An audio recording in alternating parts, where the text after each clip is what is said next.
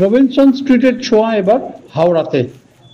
রবিবার রাতে হাওড়ার বাল্টিকুড়ি খালধারপাড়ার জেলেপাড়ার একটি বাড়ি থেকে উদ্ধার হলো এক বৃদ্ধার পচা গলা দেহ। ওই একই ঘর থেকে মিলল মানসিক ভারসাম্যহীন ছেলেকে।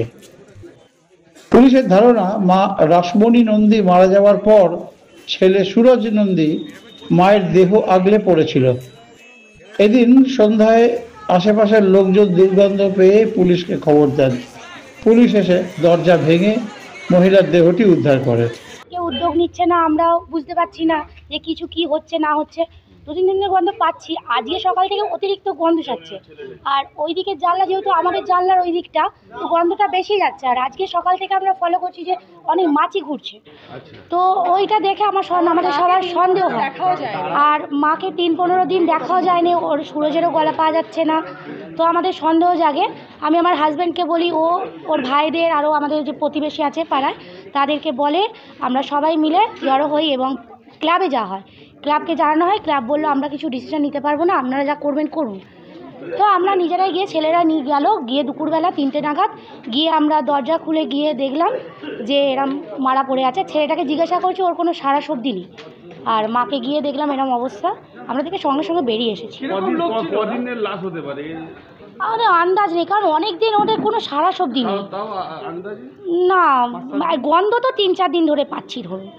এবার তার বেশি কবে কি হয়েছে তা আমরা বলতে পারবো না। লোক বলতে দেখুন, মা ছেলে দুজনেই এমনি মানসিক ভারসাম্য ছিল হীন। এবার এমনি আগে আমি বিয়ের পর থেকে দেখতাম ভালো, কিন্তু দুজনেই ভালো ছিল। কিন্তু এই গত 2-3 বছর এরা এরকম বেশি পাগলামি আরম্ভ করেছে। আর এই মরে গেছে কিভাবে কি আমরা কোনোই জানি না। আমরা শুধু গন্ধ পেয়ে আমরা এই আজকে খুবই গন্ধ ছাড়ছিল, ওই জন্য আমরা উদ্যোগ নিয়ে নিজেরা গেলাম। দুজনেই ওই রকম ছিল, মানে আমাদের গালাগালি করতো।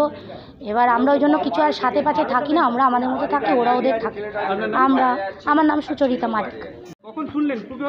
আমরা বুঝলাম বলতে, মানে একটা বিশাল বিচ্ছিরি গন্ধ ছাড়ছিল। তা আর জানলাতে প্রচুর মাছি ঘোরাঘুরি করছিল। আর ওদেরও মোটামুটি 4-5 দিন কোনো শব্দ পাওয়া যাচ্ছিল না। যার কারণেই আমরা, মেন্টালি ওদের একটু প্রবলেম ছিল, যার কারণে আমরা ভাবলাম যে কিছু একটা হয়েছে। এই হচ্ছে ব্যাপার। হ্যাঁ, মানসিক ভারসাম্যহীন ছিল। এর আগেও পুলিশ অনেকবার এসছে, দেখে গেছে, হ্যাঁ, করে গেছে। হ্যাঁ, অনেক পুলিশ হ্যারাসমেন্টও অনেক হয়েছে। তো আজকে এই ব্যাপার হলো। আমার নাম শান্তনু।